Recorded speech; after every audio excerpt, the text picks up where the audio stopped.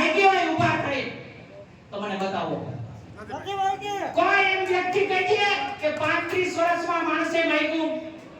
હું એમ કહું છું કે હિન્દુસ્તાનને જેને નોંધ લેવી પડે એ કૃષ્ણ કાનુડો દ્વારકામાં ઊભો છે, બેઠો છે, પ્રસ્થાપિત થઈ ત્યાં અત્યારે એમડી ડોક્ટર મળે છે હોસ્પિટલની અંદર.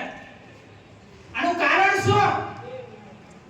દેવભૂમિ દ્વારકાનું કલ્યાણપુર અને દ્વારકા તાલુકાની અંદર આજે શિક્ષણની હાલત શું છે?